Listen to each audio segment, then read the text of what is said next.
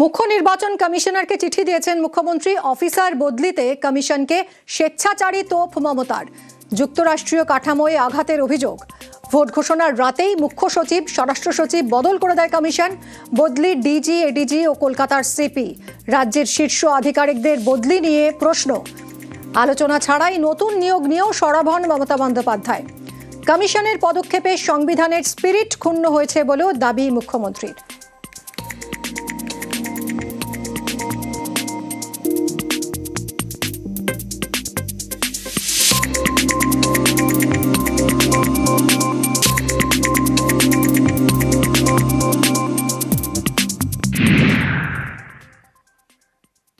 অপেক্ষা আর কিছুক্ষণের। আজই তৃণমূলের প্রার্থী তালিকা ঘোষণা হবে। ইতিমধ্যেই বাম এবং বিজেপি তাদের প্রথম প্রার্থী তালিকা ঘোষণা করে দিয়েছে। বাংলার রাজনৈতিক মহল এখন অধীর প্রতীক্ষায় রয়েছে তৃণমূলের প্রার্থী তালিকা নিয়ে। ঠিক বিকেল 3:15 প্রার্থী ঘোষণা করবেন মমতা বন্দ্যোপাধ্যায়। 26-এর চ্যালেঞ্জে নতুন মুখে বাড়তি গুরুত্বের সম্ভাবনা। তালিকায় একাধিক নতুন মুখ থাকতে পারে বলে জল্পনা। কথা বলবো আবির, আমার সহকর্মীর সঙ্গে। আবির, প্রত্যেকবারই আমরা দেখি যে তৃণমূলের প্রার্থী তালিকায় কিছু না কিছু চমক থাকে। এবার বেশ কিছু তরুণ মুখ উঠে আসার জল্পনা। কাদের নাম থাকতে পারে এখনো পর্যন্ত কি জানা যাচ্ছে? দেখো, একাধিক নাম রয়েছে তালিকার মধ্যে, যাদেরকে নতুন মুখ হিসাবে এবারে প্রার্থী তালিকাতে নিয়ে আসা হচ্ছে। এবং তারা সমাজের বিভিন্ন ক্ষেত্রে তারা প্রতিষ্ঠিত ব্যক্তি, তাদের জনসংযোগ করার যথেষ্ট দক্ষতা রয়েছে, সমাজের বিভিন্ন জায়গা সম্পর্কে তারা অবহিত রয়েছেন। এবং তাদেরকে নিয়ে যখন প্রচার করবে, এবারে প্রচারের সময় তো অনেকটাই কম, প্রচার করার ক্ষেত্রে বাড়তি কোনো সময় তৃণমূল কংগ্রেসকে নষ্ট করতে হবে না, যে প্রার্থীকে বুঝিয়ে দেওয়ার জন্য বা প্রার্থী সম্পর্কে মানুষের কাছে বলার জন্য। এমনই প্রার্থীদেরকে বাছাই করা হচ্ছে যারা নির্বাচনের ক্ষেত্রে তৃণমূল কংগ্রেসের প্রতিদ্বন্দ্বিতা করবেন। দ্বিতীয়ত হচ্ছে যে পুরনো অনেক নতুন মুখ অবশ্যই থাকছে।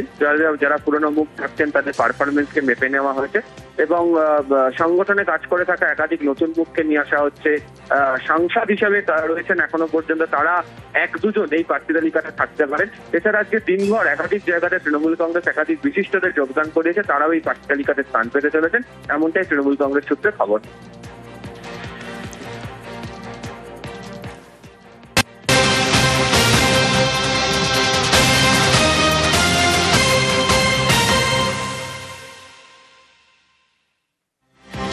নন্দীগ্রামে তৃণমূলের প্রার্থী হচ্ছেন পবিত্র কর। বিজেপি ছেড়ে তৃণমূলে যোগ দিয়েছেন পবিত্র কর। 2018 সালে বয়াল 2 গ্রাম পঞ্চায়েতের প্রধান। 2021 সালে শুভেন্দু অধিকারীর হাত ধরে বিজেপিতে যোগ দেন। 2023-এ বিজেপির টিকিটে পঞ্চায়েত প্রধান পবিত্রর স্ত্রী। আর এবার নন্দীগ্রামে শুভেন্দু বনাম পবিত্র। কথা বলবো আবিরের সঙ্গে। আবির, বেশ কিছু আসন নিয়ে জল্পনা বাড়ছে, আগ্রহ রয়েছে। তার মধ্যে একটি অবশ্যই নন্দীগ্রাম, যেখানে শুভেন্দু অধিকারী প্রার্থী হয়েছেন। এখানে তৃণমূল কি তাহলে পবিত্র করকে প্রার্থী করতে পারে?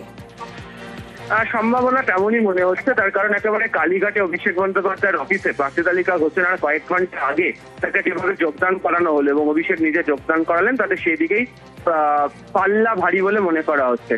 দ্বিতীয়ত, তিনি ওই এলাকাতে শুভেন্দু অধিকারী এক সময়কার ঘনিষ্ঠ নেতা ছিলেন। তৃতীয়ত, ওই এলাকার তিনি ভীষণ পরিচিত তিনি নেতা, এবং যে জায়গাতে গত বিধানসভা নির্বাচনের ক্ষেত্রে তৃণমূল কংগ্রেস যে ব্লকে পিছিয়ে ছিল, সেই জায়গাতে তাকে যদি ভোট পেতে হয় তৃণমূল কংগ্রেসকে, তাহলে এই সমস্ত ধরনের মুখ বা ভূমিপুত্রের উপরে নির্ভরশীল বা ভরসা করতে হবে। সেই দিক থেকে দেখতে গেলে পবিত্র করের নাম উঠে আসছে। এবং যেহেতু অভিষেক বন্দ্যোপাধ্যায় আগে কিছুক্ষণ আগে যোগদান করিয়েছেন, মনে করা হচ্ছে যে তিনি নন্দীগ্রামে তৃণমূল কংগ্রেসের প্রার্থী হতে চলেছেন। ধন্যবাদ আবির।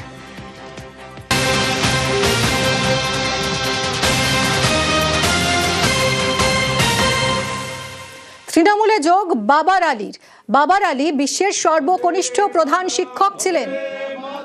তৃণমূলে যোগ দিয়েছেন তিনি। তিনি কি প্রার্থী হতে পারেন? সঙ্গে রয়েছেন প্রণব, আমাদের প্রতিনিধি। প্রণব, কি জানা যাচ্ছে? দেখো, বাবর আলী তোমার বেলডাঙ্গার যে ভাবতা এলাকায় আছে, সেই ভাবতা এলাকাতে তিনি একটা আনন্দ শিক্ষা নিকেতন বলে একটি প্রতিষ্ঠান গড়ে তুলেছিলেন। এবং যখন সে ক্লাস 9-এ পড়ে তখনই স্কুল ছুট বাচ্চাদের নিয়ে স্কুল তৈরি করেন এবং ওই এলাকার প্রচুর ছেলে মেয়েদেরকে নিয়ে তিনি স্কুলে সেই আনন্দ শিক্ষা যন্ত্রণায় বাইরেকার ছেলে মেয়েদেরকে রেখে কিন্তু সেই শিক্ষা প্রতিষ্ঠান তৈরি করেছিলেন। এবং শুধু তো আমার ভারতবর্ষে নয়, বিভিন্ন বিশ্বের বিভিন্ন জায়গাতেও কিন্তু সেই স্কুলে এবং সর্বকনিষ্ঠ প্রধান শিক্ষক হিসেবে কিন্তু সমাদৃত। এই এহেন তোমার এই বাবর আলীকে আজকে তৃণমূলে যোগদান করেন এবং মনে করা হচ্ছে তিনি তৃণমূলের প্রার্থী হবেন মুর্শিদাবাদের যে কোনো একটি কেন্দ্র থেকে। এবং মমতা ব্যানার্জির যে উন্নয়ন, সেই উন্নয়ন দেখেই তিনি এই তৃণমূলে যোগদান করেছেন বলে কিন্তু জানিয়েছেন। ধন্যবাদ প্রণব। মাননীয় অভিষেক বন্দ্যোপাধ্যায় মহাশয়ের সঙ্গে সাক্ষাতের পরে তার আন্তরিকতাতে আমি খুবই খুশি হয়েছি এবং তার আন্তরিক আহ্বানেই আমার মনে হয়েছে যে সর্বভারতীয় তৃণমূল কংগ্রেস যেটা পশ্চিমবঙ্গে তারা যে উন্নয়নমূলক বিভিন্ন কর্মকাণ্ড চালিয়ে যাচ্ছেন, আগামী ভারতকে দিশা দিচ্ছেন, তার পাশাপাশি দল যখন মনে করেছে যে সুযোগটা দিয়েছে, হয়তো কাকতালীয়ভাবে আজকেই সুযোগটা হয়েছে। আর টিকিটের বিষয়টা তো ছিল দলের হাইকমান্ডের সিদ্ধান্ত, তারা সে বিষয়ে সিদ্ধান্ত নেবে। বাবর আলীর মতন একটা স্বচ্ছ ভাবমূর্তি মানুষ, ছেলে অল্প বয়সী 32 বছরের একটা ছেলে, সে আমাদের দলে আসছে। একদিকে এসআর, অপরদিকে যে কেন্দ্রের প্রত্যেকটা বিষয়ে যে আমাদের রাজ্যের প্রতি যে বঞ্চনা, যারা রাজ্যের ভালো চায়, আমাদের জেলার ভালো চায়, তারা কিন্তু আজকে এগিয়ে আসছে।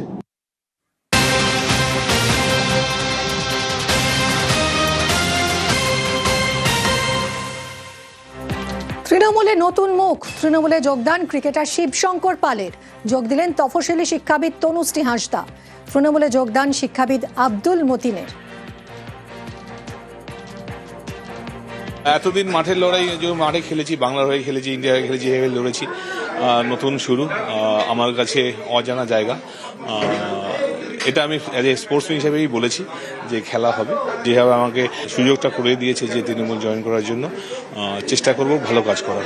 আমি যখন খেলা শুরু করি তখন কখনো ভাবিনি যে ইন্ডিয়া হয়ে খেলবো, তখন ভাবিনি যে শিবশঙ্কর পাল কখনো ম্যাকো হবে। চেষ্টা করবো যেভাবে বাংলাকে সম্মান এনে দিয়েছি, চেষ্টা করবো তৃণমূলে আসার পরে সেইভাবে তৃণমূলের সম্মানটা আরো উঁচায় নিয়ে যাব আর মানুষের পাশে থাকবো।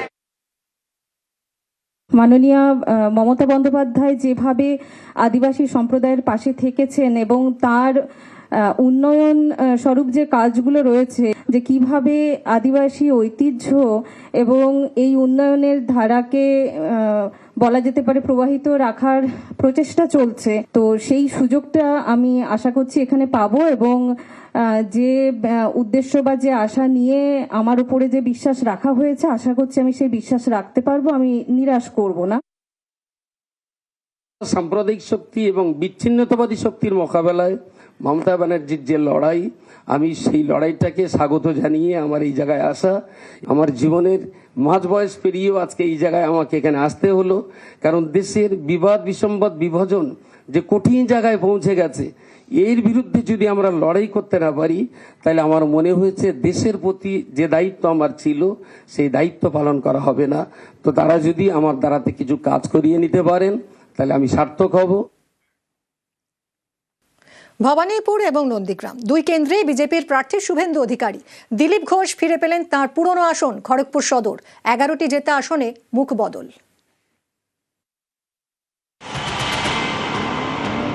মমতা বন্দ্যোপাধ্যায়ের কেন্দ্র ভবানীপুর, এবার সেখানেই শুভেন্দু অধিকারীকে দাঁড় করালো বিজেপি। ভবানীপুর এবং নন্দীগ্রাম দুই কেন্দ্রেই বিজেপির প্রার্থী শুভেন্দু অধিকারী। ममता बनर्जी इस बार भी हारेगी। पिछले बार नंदीग्राम मेरा पास हारी थी, इस बार भी हारना तय है। भवानीपुर भी हारना है। একজন প্রার্থী দুই কেন্দ্রে ভোটে লড়ছেন, এমন ঘটনা এ রাজ্যে একবারই ঘটেছে। 1952 সালে বিধানচন্দ্র রায়কে বউবাজার এবং মহিষাদল থেকে প্রার্থী হওয়ার প্রস্তাব দেওয়া হয়, তিনি রাজি হননি। 1962 সালে তিনি বউবাজার এবং বাঁকুড়ার শালতোরা থেকে প্রার্থী হন। এবার শুভেন্দুও দুই কেন্দ্রে প্রার্থী, কলকাতার ভবানীপুর এবং পূর্ব মেদিনীপুরের নন্দীগ্রাম। শুভেন্দু অধিকারী ভবানীপুর কেন্দ্রে মানে মুখ্যমন্ত্রীর বিরুদ্ধে লড়ার জন্য তিনি দলের কাছে আবেদন করেছিলেন। শুভেন্দু অধিকারী নন্দীগ্রাম থেকেও হারবেন এবং ভবানীপুর হারবেন তো বটেই, নন্দীগ্রাম গোহারা হারবেন। তাই সস্তা প্রচারে ভোটের কদিন ভেসে থাকার জন্য ভবানীপুরে দাঁড়াচ্ছে।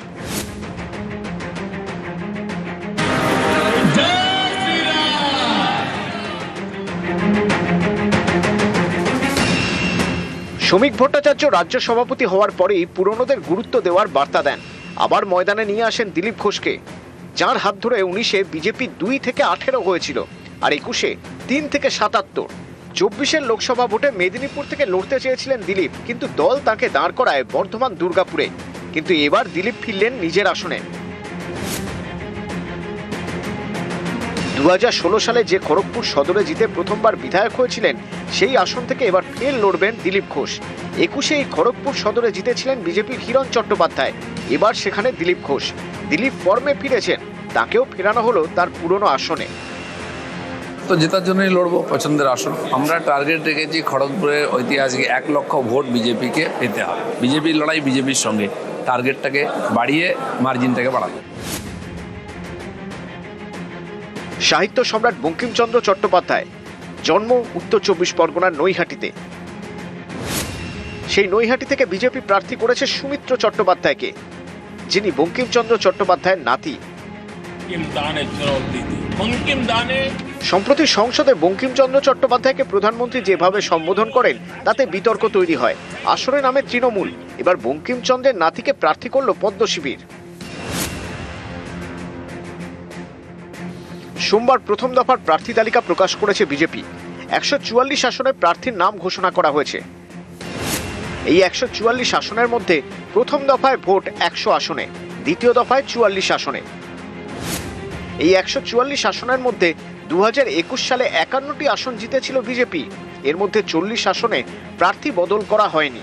11টি জেতা আসনে এবার নতুন মুখ, যেমন বালুরঘাটে অশোক লাহিড়ীকে প্রার্থী করা হয়নি, খড়গপুর সদরে করা হয়নি হিরণ চট্টোপাধ্যায়কে। ঠিকই আছে, পার্টি গতবারে যতটা এগিয়েছিল তার থেকে সামনে যেতে চায়, সেজন্য পুরনো যারা জিতে এসেছেন জনসমর্থনে তাদেরকে রেখেইছে। 2-1জন এমএলএ চেঞ্জ হয়েছে আমি দেখলাম। কিছু পরিবর্তন হয় সময়ের সঙ্গে সঙ্গে, নিশ্চয়ই ভালোর জন্যই করা হচ্ছে। দিনহাটা থেকে টিকিট পাননি নিশীথ প্রামাণিক, শীতলকুচি থেকে পাননি বরেন চন্দ্র বর্মন, আলিপুরদুয়ার থেকে সুমন কাঞ্জিলাল এবং হলদিয়া থেকে তাপসী মণ্ডল। এই দুজনই 2021 সালে বিজেপির টিকিটে জেতেন, তারপর তৃণমূলে যোগ দেন। তাই হলদিয়া ও আলিপুরদুয়ারে এবার বিজেপির নতুন প্রার্থী। নিউজ 18 বাংলা।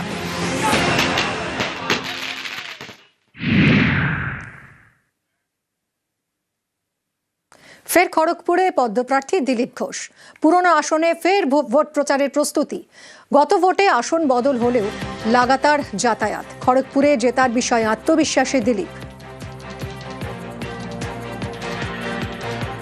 গত কয়েকটি নির্বাচনে খড়গপুরে সবসময় আমরা লিড পেয়েছি, কখনো বেশি কম। লোকসভায় আমি প্রায় 45,000 লিড পেয়েছিলাম ওখান থেকে। বিধানসভায় লিডটা একটু কম থাকে, এখানে লিড নিয়ে প্রশ্ন নেই। প্রশ্ন হচ্ছে আমাদের টার্গেট আছে, গতবারের রেকর্ডকে ভাঙতে হবে। 1 লাখ ভোট আমরা খড়গপুরে পাবো। যাবো, আগে কর্মীদের সঙ্গে দেখা করবো, কথাবার্তা বলবো, শুনবো, ছোট ছোট বৈঠক করবো। পুরনো কর্মীরা অনেকে হয়তো বসে আছেন, তাদেরকে অ্যাক্টিভ করতে হবে, তাদের সঙ্গে কথা বলতে হবে। হ্যাঁ, কলকাতায় আমার তো কোনো কাজ নেই, বাকি পার্টি প্রচারে যদি আমাকে কোনো কাজ দেয় সেটা করবো। বাকি খড়গপুরকে কেন্দ্র করেই আমার চেষ্টা থাকবে। নন্দীগ্রাম ও ভবানীপুর থেকে প্রার্থী হয়েছেন শুভেন্দু অধিকারী। ভোটে জোড়া আসনে লড়াইয়ের নজির আছে। রাহুল মোদির উদাহরণ টেনেই দাবি দিলীপের। পশ্চিমবাংলায় হয়নি, কিন্তু বিজেপির মাননীয় নরেন্দ্র মোদী প্রথমবার 2 জায়গায় লড়েছিলেন, গুজরাট এবং বেনারস থেকে। তো হয় না এরকম নয়, অন্যান্য দেশে বলুন, বাংলার বাইরে বা আমাদের দেশে বহু ঘটনা এরকম আছে। বহু নেতা একাধিক কেন্দ্রে লড়েছেন। আর রাহুল গান্ধীও বোধহয় সাউথে আর আমেঠিতে লড়েছিলেন। তো এরকম নজির আছে। পার্টি প্রয়োজন মনে করেছে, তাই এটা সিদ্ধান্ত নিয়েছে।